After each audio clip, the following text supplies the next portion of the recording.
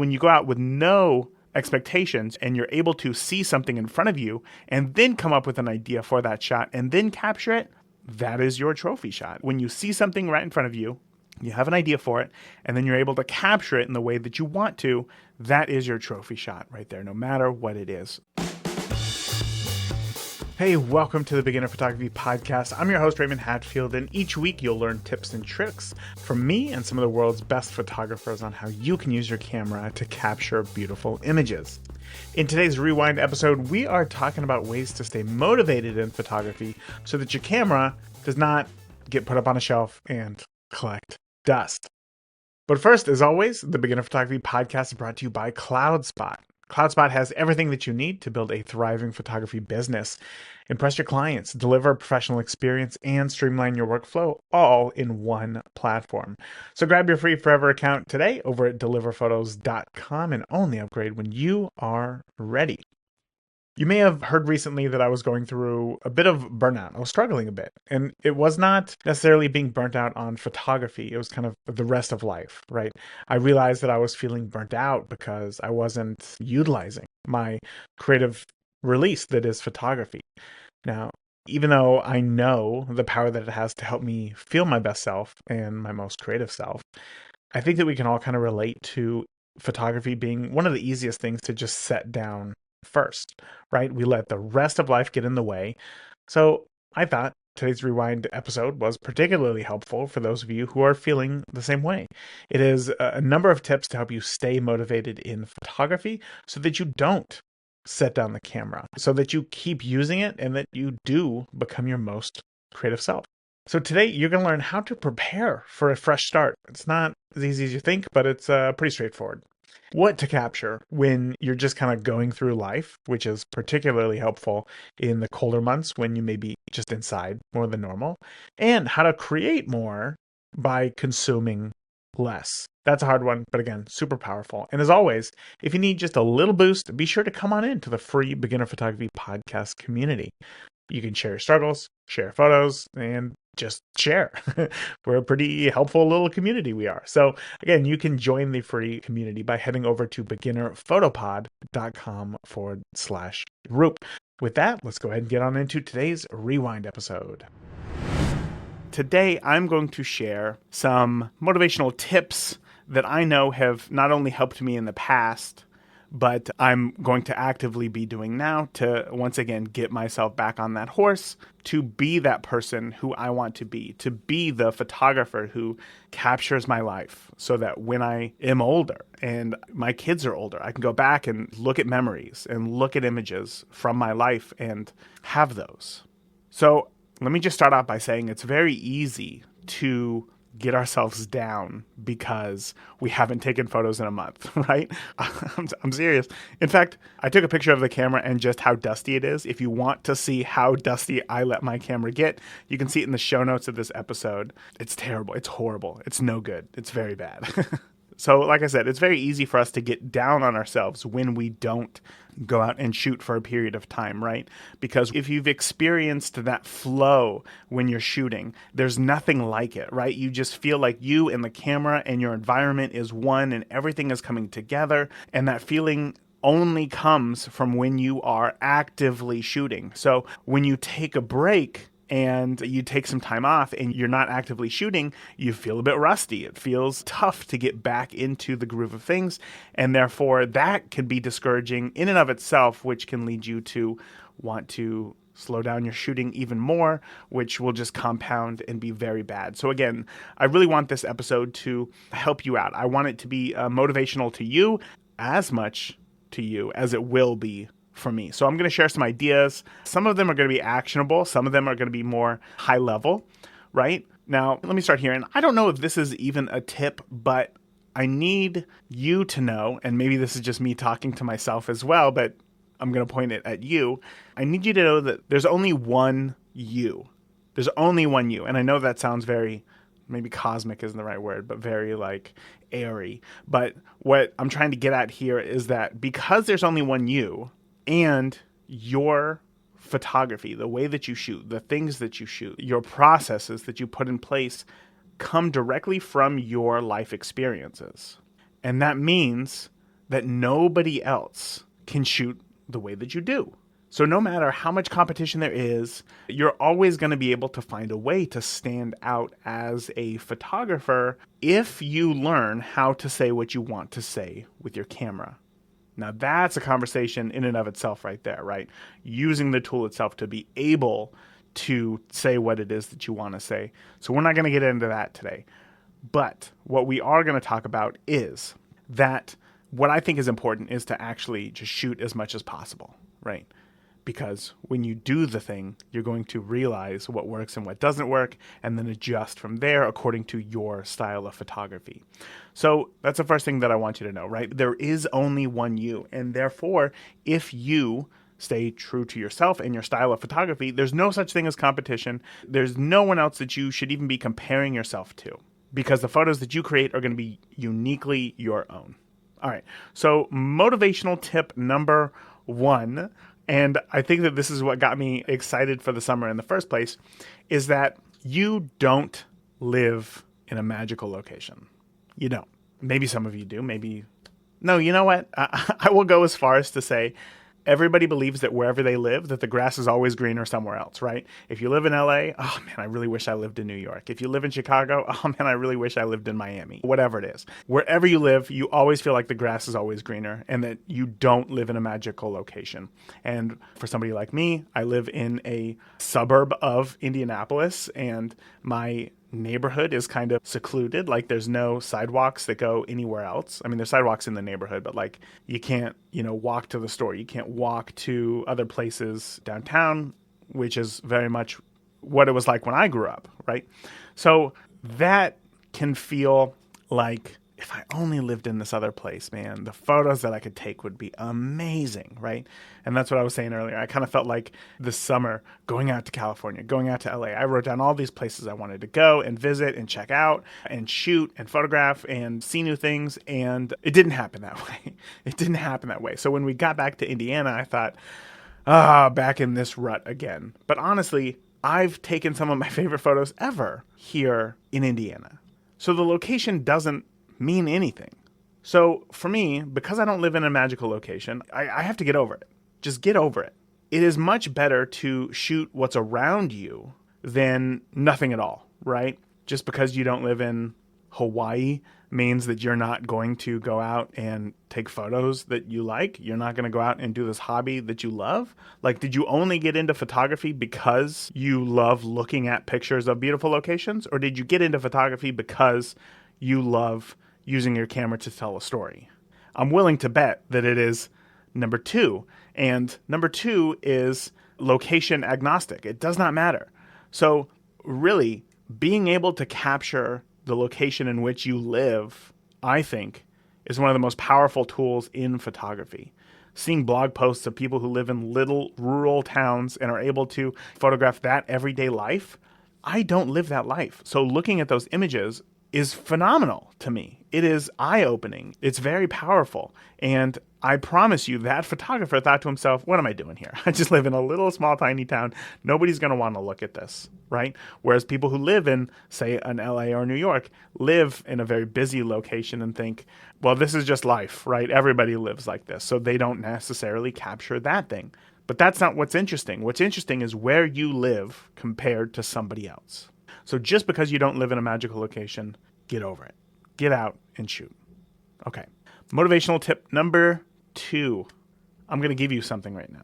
I'm going to give you permission to shoot aimlessly with no end goal. Just go out and shoot whatever captures your attention, whatever captures your creativity. That is what I want you to go out and shoot. So a few years ago, I was in the height of wedding season, shooting 2 weddings a weekend, probably for 2 months straight, which I know doesn't sound like, it's not factory work or anything like that. It's not difficult. It's just, it can be a lot. And I had thought to myself, I was feeling kind of burnt out. It felt more like a job, right? People have said this before. They're worried about photography turning into a job.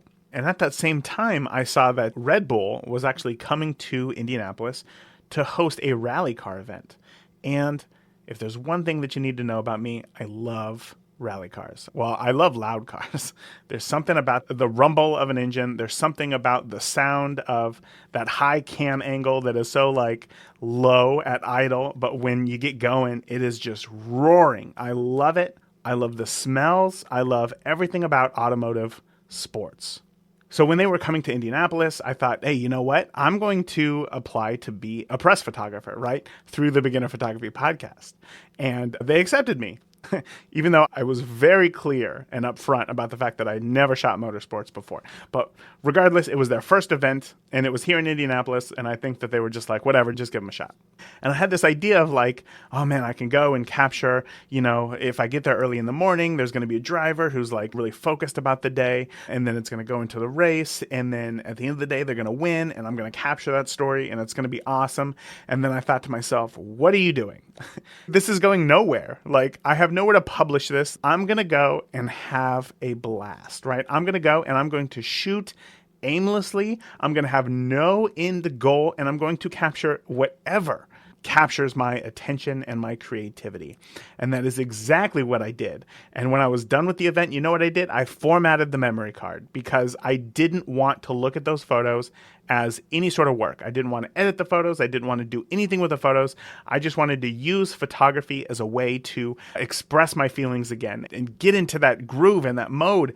And that's exactly what it did. And there's nothing better than that feeling. Now, I understand that maybe a rally event isn't coming to wherever you live, and unfortunately, they stopped coming here to Indianapolis as well. So that means that I can't do these. So how do we do this in our everyday life? Well, one thing that I like to do is I like to go on Fuji photo walks, and I've recorded a number of these and I've put them on YouTube where I just go out. I have no intentions of doing anything with these photos except for just to go out and shoot. Now, I may give myself some sort of prompt or a goal, like I want to capture stark lines. I want to capture the relationship between highlights and shadows. I want to capture things that are left abandoned, things like that, right? So I'll give myself some sort of task or some sort of guidelines rather, and then I will just go out and shoot based on that. And then within those parameters, I can shoot whatever I want. I have videos where I go downtown, and I'm talking like my downtown, not downtown Indianapolis, right? But my suburb. And I will just photograph things that are abandoned, right? Pallets, milk crates, tires, whatever it is, whatever I find, something that feels abandoned, I'm going to photograph that. And these photos are not particularly great. They're not particularly anything that is going to grab anybody's attention. But for me, I'm able to get out and shoot aimlessly with no end goal and capture whatever captures my attention and my creativity. And that is something that really rejuvenates me to keep shooting a lot. So I encourage you to do the exact same thing. Go out, don't have any sort of plan for your photos. Have no idea what it is that you're going to capture. Because like I said earlier, that idea of having this expectation of, oh, I'm going to capture this great event and this thing is going to happen and I'm going to get the, the winning trophy over the head and the excitement. If those things don't happen, it doesn't matter how great your photos that you are able to capture are, you're going to feel like it was a waste, like you weren't able to do what you wanted to do. And that is the problem. That is the thing that we're trying to remove. We want to be able to see photographically, right? And that's kind of what you're doing in your mind's eye right there when you're thinking, oh, hold that trophy over the head and be really excited. But now we want to go out and use those skills to be able to capture as well. So when you go out with no expectations and you're able to see something in front of you and then come up with an idea for that shot and then capture it, that is your trophy shot. It doesn't matter if it's just a flower that is backlit. When you see something right in front of you, you have an idea for it, and then you're able to capture it in the way that you want to, that is your trophy shot right there, no matter what it is. So that is step number 2. Go out and just shoot aimlessly. All right. Motivational tip number 3 here. We are just cooking, aren't we? Motivational tip number 3 here is I want you to start fresh. Now, I don't know where you're at in your photography journey, but I know that when I had made the decision to leave cinematography and dive into photography, I almost went about it in the same way that I went through cinematography. That was like, I need to learn everything about photography and then whittle it down to just what I need to use, right? And that creates a lot of mental weight, how much styles, to shoot in, how different focal lengths do certain things, and how your shutter speed does this and that. And all of these things together, and its interaction with light and making sure that you're also telling a story on top of these things, was a lot of weight mentally for me. Luckily, I kind of already had some sort of education through cinematography on the technical side. But when it came to that next step, right, going out and capturing the photos, then I would have to come back and bring those photos into Lightroom Classic. And I believe this was Lightroom Classic 2, Lightroom 2. It was a while ago. And Lightroom Classic is a very robust program. It is designed for professionals. And I was not a professional. And there was so much that not only do you have to learn on the technical side of photography, but on the editing and the organizational side as well, from tags to, just editing color is like a thing in and of itself. And then on top of that, you have to make sure that your monitor is, there was so much. So when you go out and you shoot, there's something about knowing that you're going to have to come back and edit your photos in like a new program like Lightroom at the time that made me not want to shoot. It made me question the photos that I was taking, which in and of itself isn't a bad thing. But when you look at your camera and you're like, I have some free time, I could go out and shoot for like 20, 30 minutes. But honestly, it's going to take me like 2 or 3 hours to edit the photos. And I kind of don't want to do that because I got work tomorrow, yada, yada, yada. That is a problem. When there is something that is in your way from capturing the photos that you want to capture, that's a problem. So I encourage you to start fresh today, right? And when I say start fresh, think of who you are as a photographer. What is important to you? So for me, in my photography, as much time as I spend in Lightroom, and for me, I believe that it is necessary, I don't love editing. And when I say I don't love editing, I don't love the full image manipulation. I don't like bringing things into Photoshop and combining things and tools and moving this around and putting this crazy sky in this image when it was actually kind of mundane that day, and then like maybe making the eyes a little bit bigger. And that is a style of art that many do, and many do very well, and I have a great appreciation for, but it is not what I want to create. And therefore, I need to figure out how to be fast. That is my gig in photography. I like speed. I want to be able to go out and capture something and have it be 95% of the way there or more before it is shared out, right? I don't want to take multiple photos that I know are going to be composited together. That's just not my style of photography. I want to take it and I want to have it right then. I want to share it, or whatever I'm going to do with the photo. I want it to be done within minutes or within the day of me capturing the photo. So therefore, for me, what is important is to shoot in JPEG. I love shooting in JPEG because one, speed is king and the JPEG is done. Because I shoot on Fuji, it's color science, and being able to use film simulations allows me to achieve a look in camera that would take me minutes per photo to achieve within Lightroom, and I get it instantly every time I press the shutter button. So I want to encourage you to start fresh, right? For the type of photographer that you are. If you're the type of photographer who wants to make large composites, digital manipulations, that is fine. Know that that's what it is that you want to do, and create a fresh folder on your computer that isn't jumbled up with all of your past stuff where you were trying to figure things out and you were doing this thing and it's kind of all over the place. Start fresh. Create a fresh folder on your computer. Start over today and go from there. All right. So motivational tip number 4 is I want you to capture the mundane.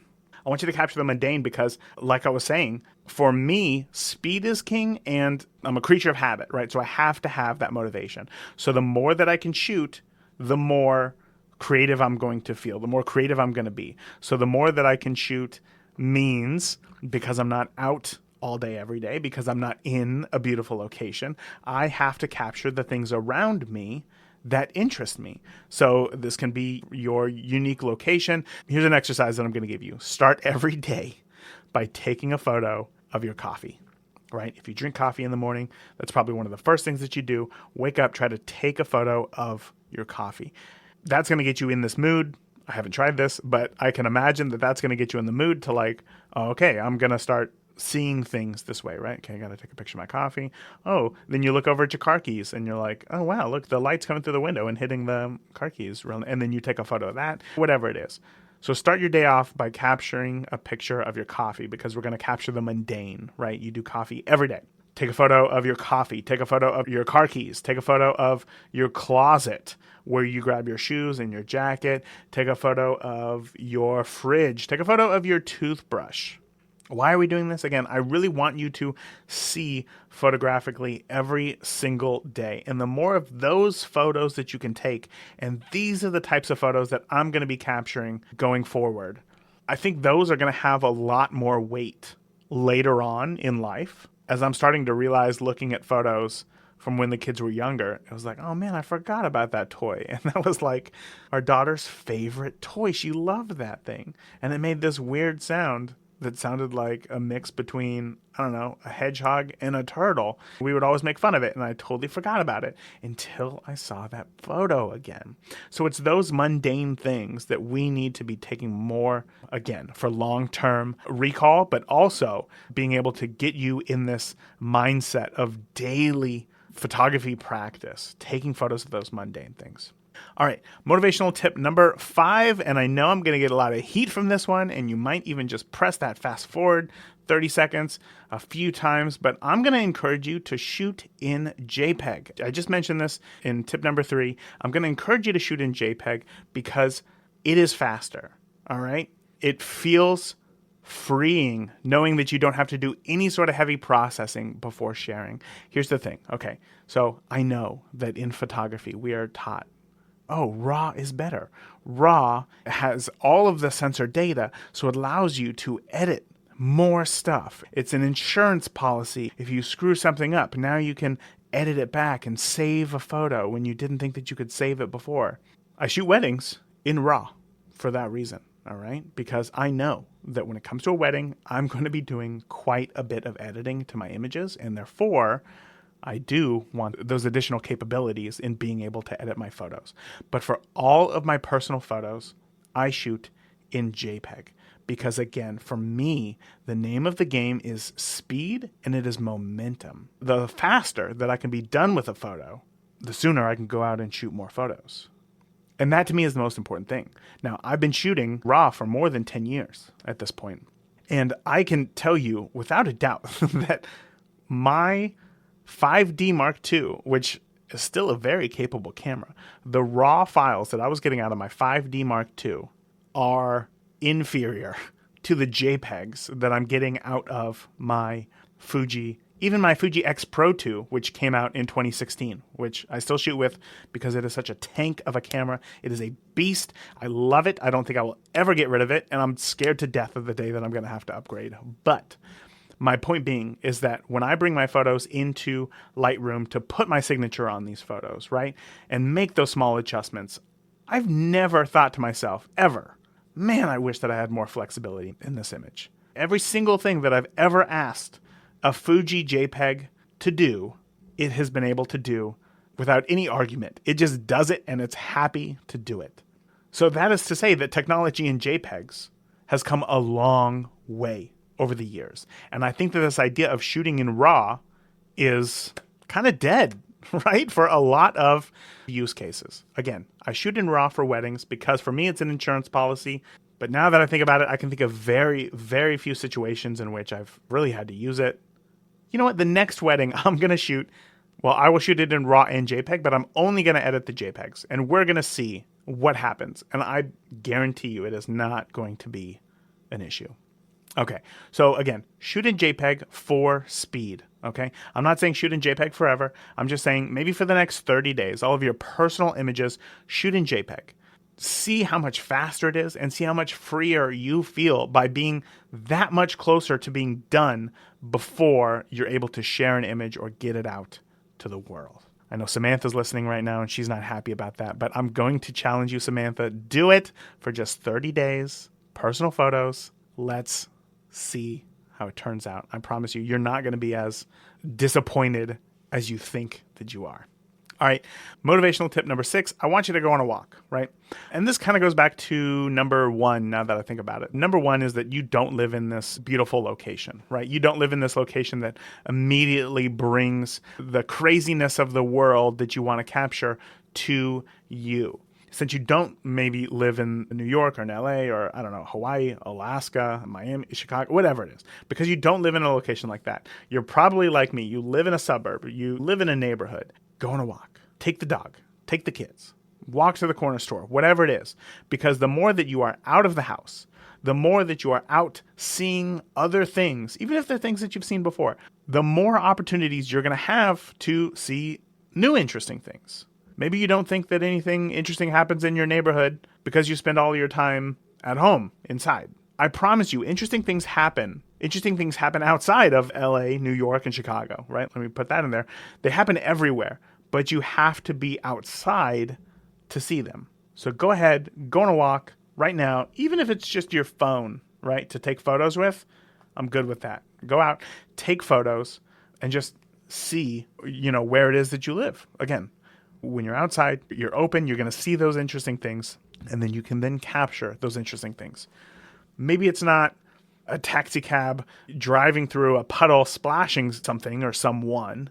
Maybe it's just the way that the light comes through the trees. Maybe it's the way that, your neighbor has landscaped their yard and they have these beautiful peonies or birds of paradise or whatever it is. Whatever is out there and interesting, we're going to go back to number 2, and that is to just shoot aimlessly. But to be able to do that, you have to be outside.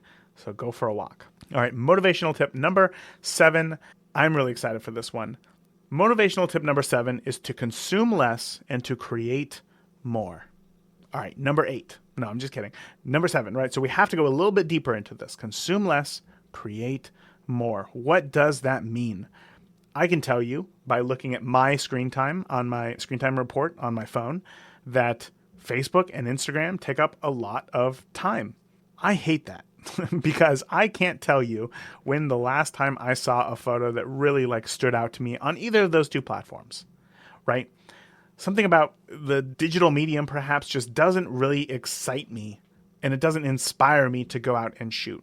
So I'm going to consume less and create more, and I'm going to encourage you to do the same. Get off Instagram, delete it from your phone, delete Facebook from your phone for just 30 days. Just try it for 30 days. Delete Instagram, delete Facebook from your phone, and go out and capture more, create more, go take more photos. And then on top of that, this is what I'm going to be doing with you this year.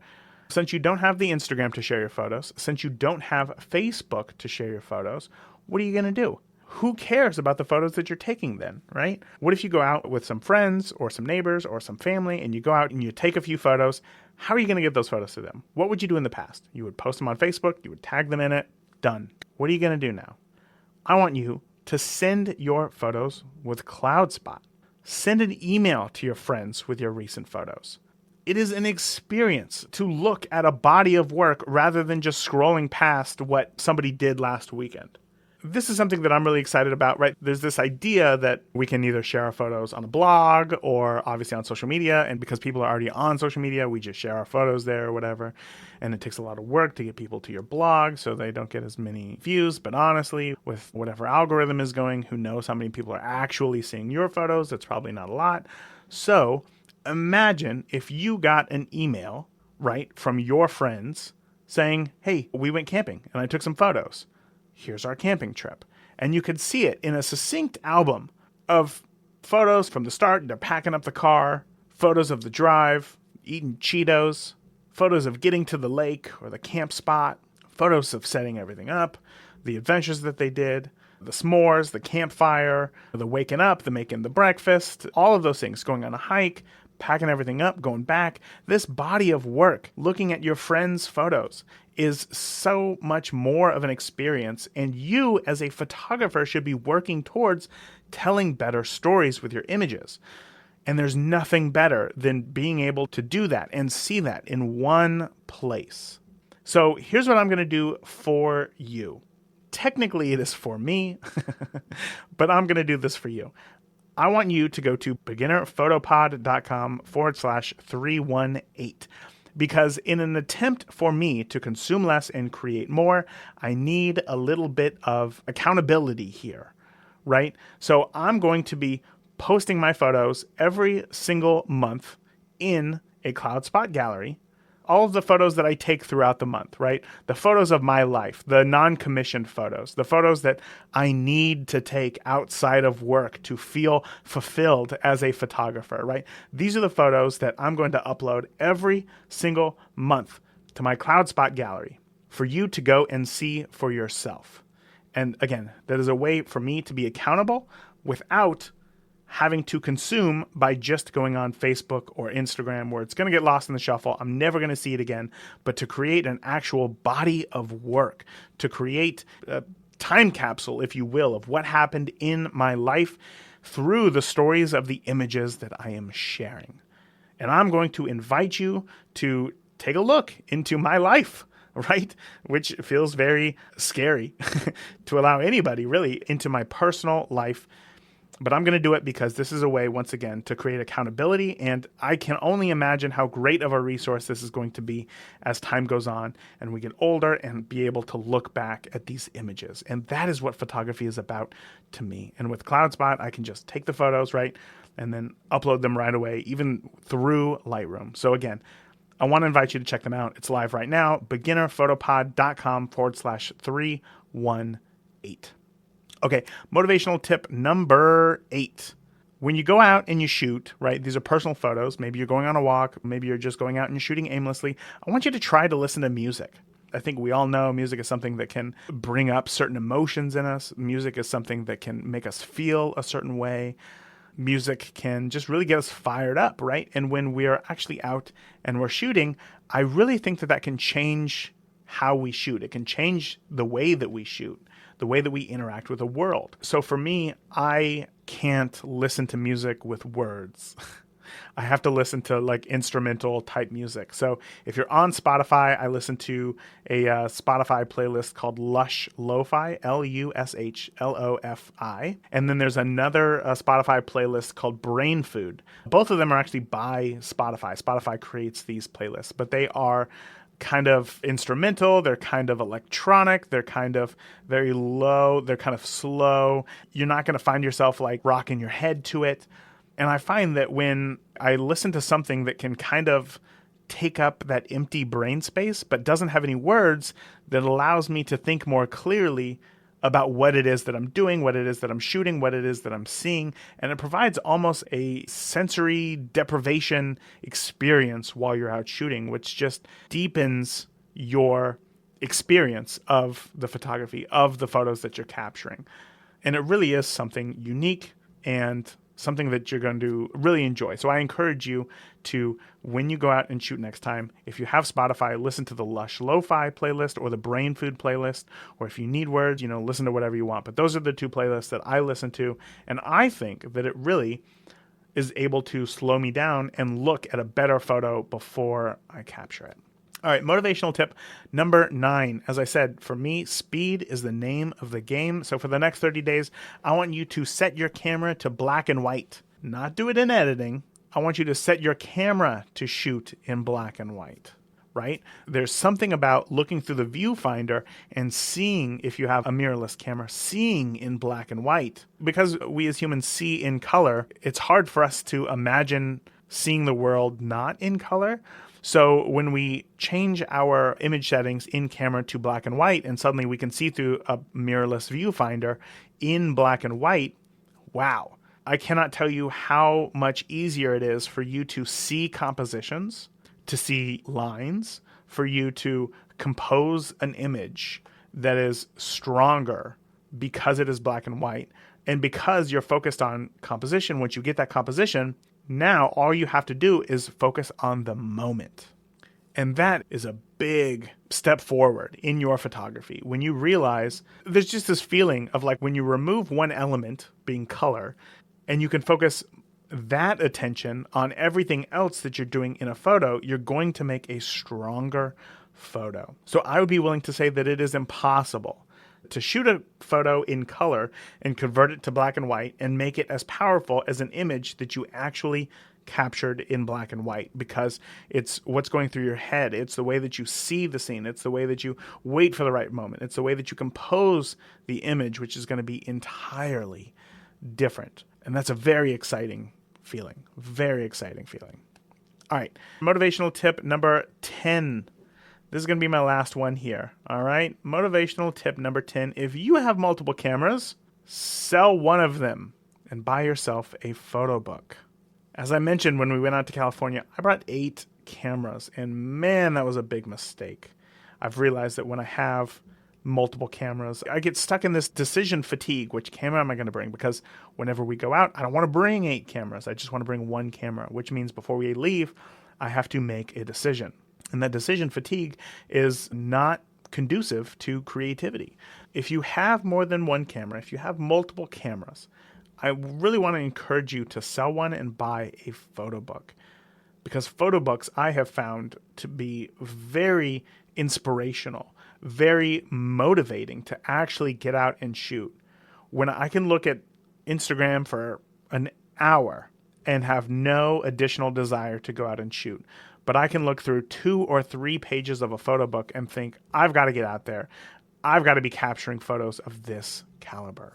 Many of the past guests on the podcast have photo books, from Chris Orwig. We got Michael Rabibi. We got Vanessa Joy, Joe McNally, Kim Beal, Scott Strazzanti as well. I own all of their books. I own books from all of them. And again, like I said, scrolling through just 2 or 3 pages of a photo book will really inspire you to get out and want to shoot more. So that is it with my photography motivational tips today. I guess I'm going to end it in also kind of a motivational way. And that is, I know that in photography and early on, we are told we have to do things in a certain way. If you want to be a photographer, you have to shoot manual. If you want to be a photographer, you have to shoot in RAW. If you want to be a photographer, you have to have a full frame camera. If you want to be a photographer, you have to have the 24 to 70. You got to have the 16 to 35, and you got to have the 70 to 200 millimeter lens. You also got to have some primes. If not, nobody's going to take you seriously. That is BS, right? You are in control of your own photo journey. And the advice that is given to many on YouTube, the advice that I give out on this podcast, is meant to serve as advice that you can use however you wish. You don't have to edit in a certain way. You don't have to shoot your 50 millimeter 1.8 lens at 1.8 all the time. You don't have to share your photos on Instagram. You don't have to shoot in RAW to be considered a photographer. You don't have to take your camera with you everywhere you go to become better at photography. You don't even have to have anything more than just your phone. It all depends on your goals as a photographer, right? You are the artist. You have to determine the tools and the processes that are right for the story that you want to tell with your images, and everything else is just noise. Everything taught to you is just a piece of information that somebody else learned and worked for them, for their artistic vision and their style. And it could work for you. It might not. But that is why we have this podcast. That is why I talk to so many different photographers. This is why it's not just me talking to you, because I want to hear everybody's experience. I want to hear everybody's point of view, and I'm going to pick and choose what is right for me. Being true to yourself as a photographer is so much more important than, quote unquote, doing it right. So I hope that you found some motivation today. I hope that you found some motivation to go out and shoot and capture more of that world that is around you, even if you don't live in a tropical or magical location. And I know that I gave you some challenges, right? I challenged you to shoot in JPEG. I challenged you to shoot in black and white. I challenged you to just photograph the mundane things around you. If you want, I invite you to join the Beginner Photography Podcast community on Facebook, and you can share your photos there if you wish. If you want to grow your skills as a photographer, I really think that the best way to do that is to surround yourself with others who are just as passionate about photography as you and can provide helpful answers to the questions and even give feedback on your photos, which is great. So if you want to join the most helpful community for new photographers on the internet, head over to beginnerphotographypodcast.com and click the link on the homepage now. All right, that is it for this week. Again, remember, the more that you shoot today, whatever it is, the more that you shoot today, the better of a photographer you will be tomorrow. Talk to you soon. Thank you for tuning into this week's episode of the Beginner Photography Podcast. If you enjoyed today's episode, please share it with a friend. Start a conversation. Grow together. That is it for this week. Remember, the more that you shoot today, the better of a photographer you will be tomorrow. Talk soon. Thank you for listening to the Beginner Photography Podcast. Keep shooting, and we'll see you next week.